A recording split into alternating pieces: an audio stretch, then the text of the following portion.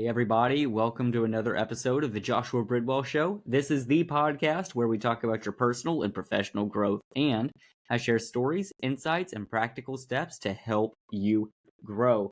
And today, I want to talk to you about a really important topic to me, and it took me a long time to figure this out. And I'm talking about building unshakable self-confidence and what that means, because I think people have this mentality of, okay, how can I be kind and considerate to other people, but yet self-confident in who I am and take care of myself. And so I think that this has created a division in, okay, well, how can I feel good about myself and still feel good about taking care of other people and leading other people? And so self-confidence, first and foremost, is the belief in your own abilities, qualities, and judgment. It's not about being arrogant. It's not about thinking you're better than other people. It's about trusting yourself. It's about trusting your capabilities. It allows you to take risks, face challenges, and pursue your goals with conviction. I think it is really important to understand self-confidence is just that. It's confidence in yourself, confidence in your abilities, judgment, and qualities. And so self-confidence is very important because it impacts every area of your life. In your career, it helps you to take advantage of opportunities. It can help you to speak up in meetings if you're somebody that typically sits there like a fly on the wall. There are times to have your voice heard, and it will also allow you to lead other people with authority. It's not enough to just try and be a good leader and see what happens. People follow a leader that is kind and caring and serving, but also a leader who exhibits authority and confidence in the direction that they're going. And in your personal life, it empowers you to build strong relationships, set boundaries, and live just true to yourself, live authentically, whatever that looks like. And without self-confidence, we often hold ourselves back, keep us from becoming what it is that we are meant to be, and doubting our abilities, and honestly just settling for less than we deserve. And that is a really, really dangerous thing for us to do. And so I want to talk to you about the foundations of self-confidence. First and foremost, it's self-awareness. The first step to building self-confidence is developing self-awareness. And you need to understand what your strengths are. You need to understand what your weaknesses are, what you're good at, where do you excel, what areas do you need to work on. And by acknowledging both of these, you can build on your strengths and address your weaknesses, which lays a solid foundation of genuine confidence. We've all seen people that lie about where they are whenever it comes to the stages of stuck.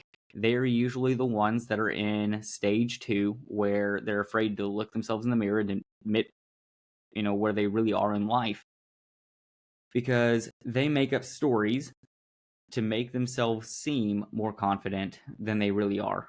And I want you to exude genuine confidence. And, the next big foundation is positive self-talk.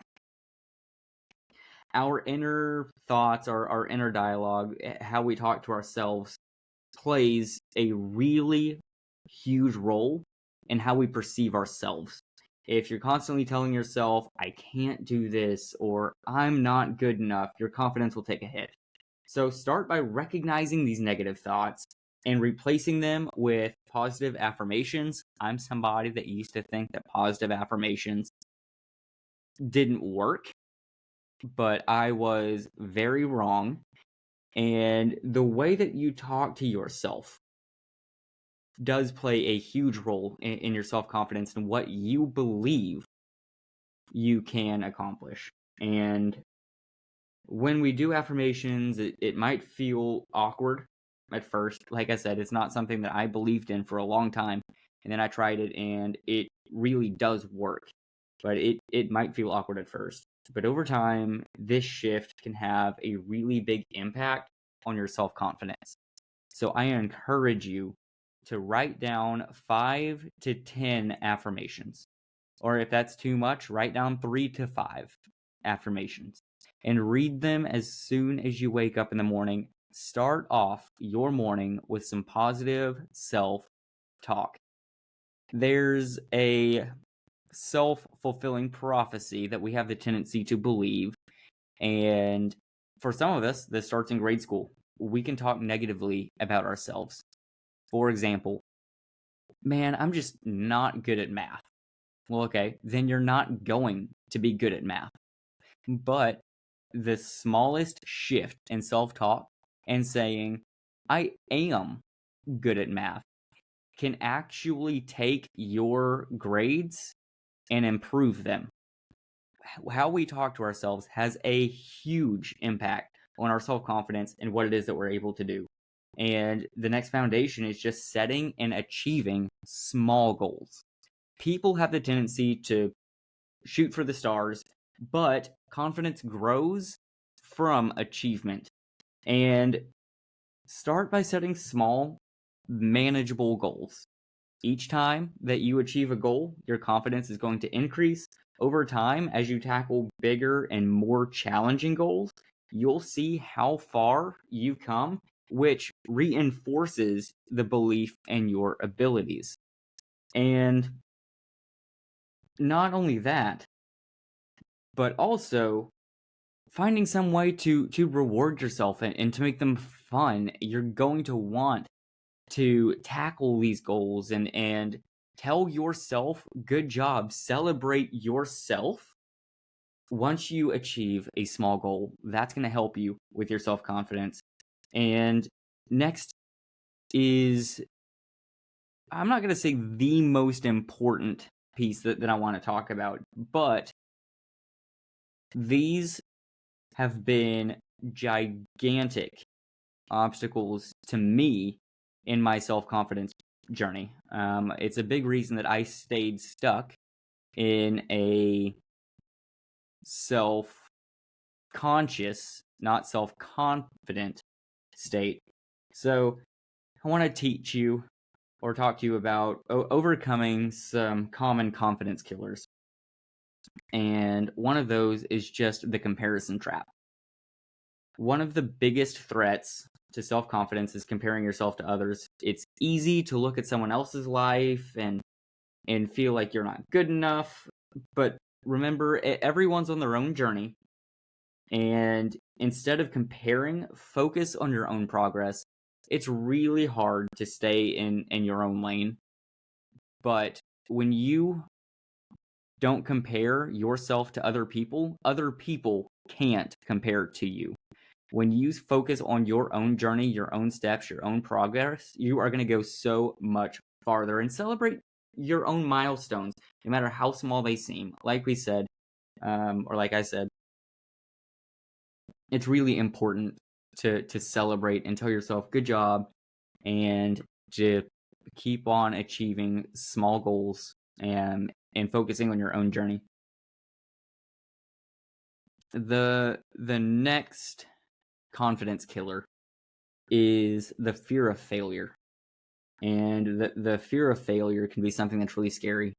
It can paralyze a lot of us, and it has paralyzed a lot of us. And this prevents us from taking actions that are necessary to build self-confidence. But failure is not the opposite of success. It's part of the process. I'm going to say that again. Failure is not the opposite of success. It's part of the process. Every failure is a learning opportunity. Embrace it, learn from it, and let it fuel your growth. I cannot stress that enough. Failure is only failure if you choose not to let it be a teacher. Because failure is the greatest teacher. If you touch a hot stove, you know you're probably not going to do that again, not on purpose. But failure is not something to be feared. It is something to be leaned into and to fail forward. Add that to your vocabulary. Fail forward. And the third confidence killer is just perfection. It's striving for perfection.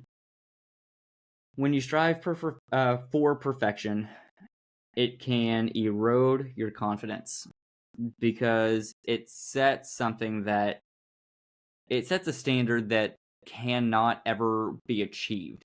I do believe in striving for excellence, but I do not believe in striving for perfection. And no one is perfect, and perfectionism often leads to procrastination and self-doubt. Aim for progress, not perfection. What can I do to get better through this process so that next time I'm faced with this, I know what to do, I know what not to do, but by focusing on continuous improvement, you can build self-confidence naturally. So do not strive for perfection, strive for excellence. My own personal definition of success is to just be 1% better than I was yesterday. And that can be a better husband, a better friend, a better coworker, a better leader, a better reader, better at getting gas for the car, or just finding one way to get better today than I was yesterday. And it's not because I'm striving for perfection, but I am striving for improvement. I'm striving for excellence. And so I want to give you some practical tips, practical steps to help you boost your self-confidence today. The first one is just to practice self-compassion. Be kind to yourself. We mess up. We're humans. We all make mistakes. That's okay. Treat yourself with the same compassion that you would offer to a friend.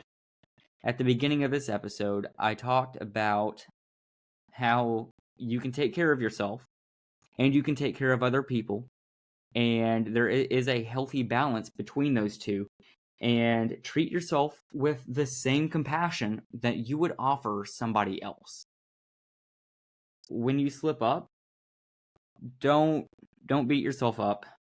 Learn from it, move forward, fail forward. It's okay. The important thing is you choose to get back up, and you don't fear rejection, you fear inaction.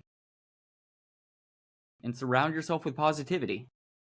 The people you spend time with can influence your confidence. Surround yourself with those who support and uplift you rather than those who bring you down.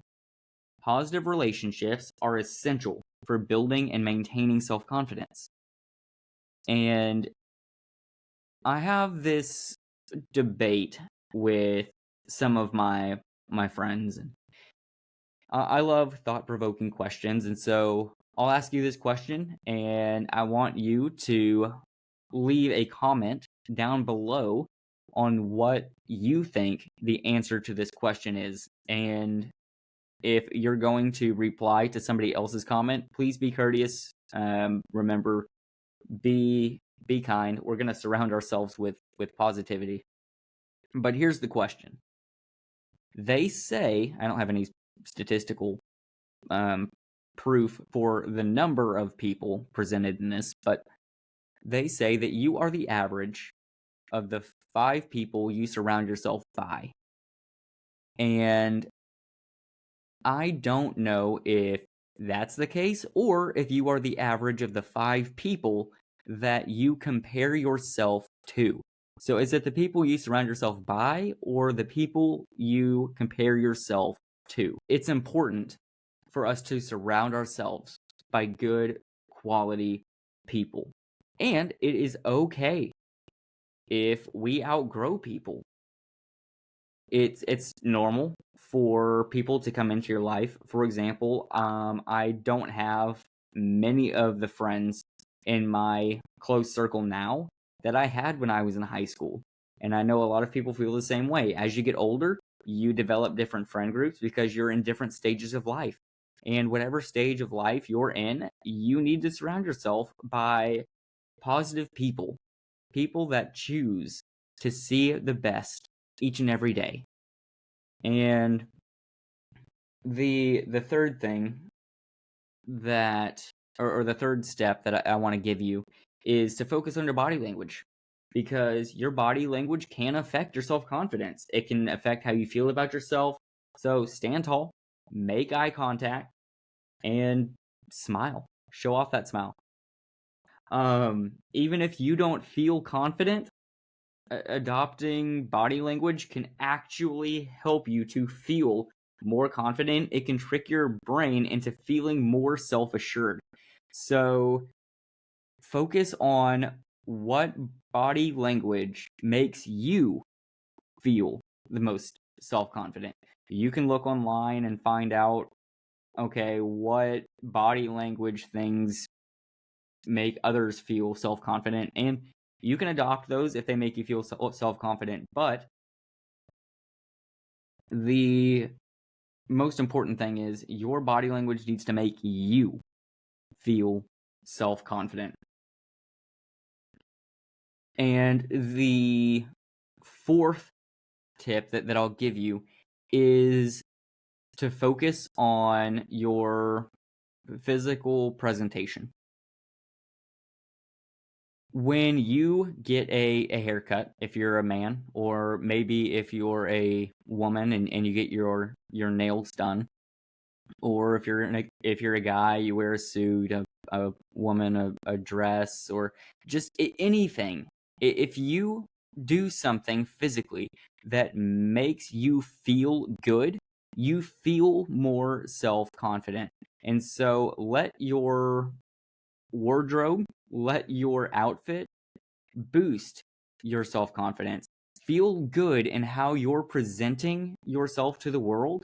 Take action on that. And that leads to my last step for you here today, which is to take action.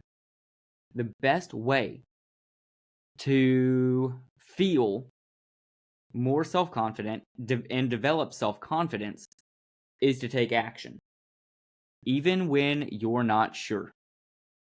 The more you step out of your comfort zone, the more your confidence is going to grow. And remember that confidence comes from doing, not just thinking.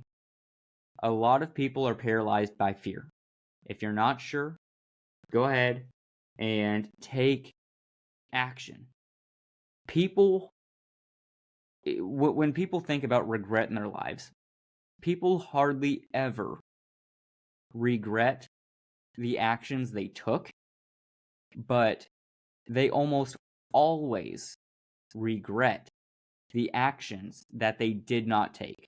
And so remember that taking action is something that is going to make you feel extraordinarily more self-confident.